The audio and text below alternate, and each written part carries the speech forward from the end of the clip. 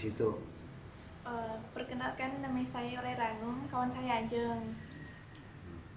Jauh juga Bi. Jadi gitu Pak, kawan saya itu nak melakukan tugas sekolah, jadi cari tentang sejarah di Singkawang. Alhamdulillah.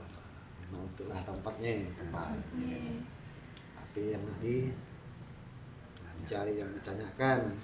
Rencananya sih gitu Pak, kalau misalnya Bapak izinkan, saya sangat berterima kasih buat melakukan tugas saya sekolah. Sekolah dapat saya bantu. Saya tahu saya bantu apa yang ajarkan yang ditanyakan ini tadi. Sediakanlah. Jadi gitu yang sepanjang saya ngelihat dari awal sampai ke situ kan cuma ada 2 bangunan yang signifikan, rumah sama yang bendera di depan. Nah, saya mulaikan dari rumah dulu Pak. Rumah itu dibangun tahun berapa ya Pak? Dan sebagai tempat apa awalnya? Di rumah itu didirikan pada bulan Januari 1872 Masehi, yang mana rumah itu fungsinya digunakan oleh Sultan Muhammad Safiuddin II sebagai tempat peristirahatan atau biasa kita sebut pesanggerahan Sultan.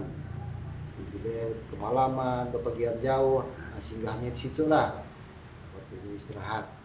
Nah, kira-kira. Habisnya kalau dilihat kan warna rumahnya cuma ada kuning sama hijau. Nah, ya ada makna tertentu nggak Pak? Kalau mengenai warna cat rumah, memang ya ada maknanya, filosofinya. Memang ada.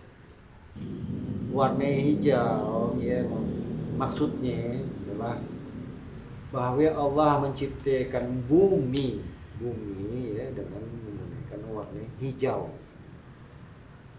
Sedangkan warna kuning ya maksudnya sebagaimana kita ketahui bahwa manusia ya diciptakan oleh Allah daripada tanah. Tanah itulah warnanya kuning. Inilah. Subhanallah, dalam arti maknanya Pak. Jadi masalah tiang bendera di depannya Pak, boleh ke Bapak ceritakan? Mengenai sejarah tiang bendera, ya ada 3 tempat. Pertama di Istana Sambas induknya. Kedua di Singkawang itu kita lihat ya. Yang ketiganya ada di daerah Montrado. Setelah itu dibangun, maka berikutnya dibangunlah tiang bendera pada tahun yang sama 1872. Yang mana tiang bendera ya dibangun ada filosofinya juga. Di sini ada bangunan segi 8. Segi 8 itu maksudnya adalah yang pertama hayat, hidup. Hayun, maha hidup. Samiun, maha mendengar. Basirun, maha melihat. Qadirun, maha berkuasa.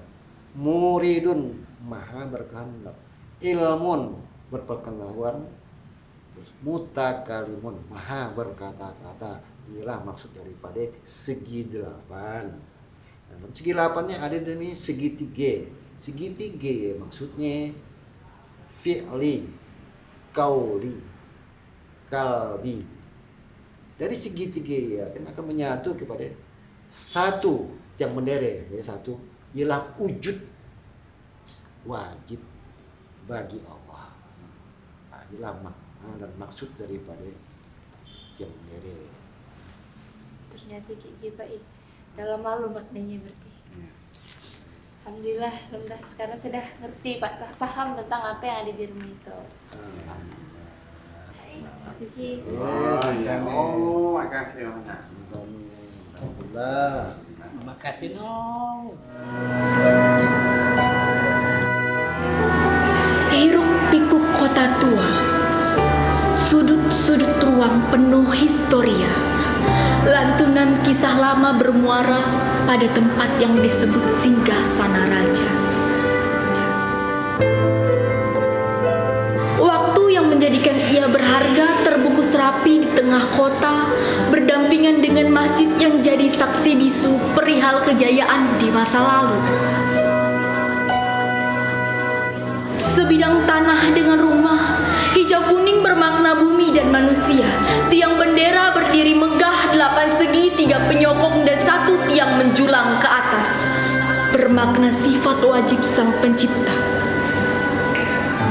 Kini ia dipandang angin lalu, deru laju kuda besi hanya sekedar berlalu. Tak peduli dengan ia yang rapuh dimakan waktu, berselimut tumbuhan menjalar berlantai rumput liar. Ia kian rapuh, ditambah masyarakat yang acuh, jarang ada yang tahu, bahkan mungkin benar-benar tidak tahu bahwa ia selama ini di tengah kita.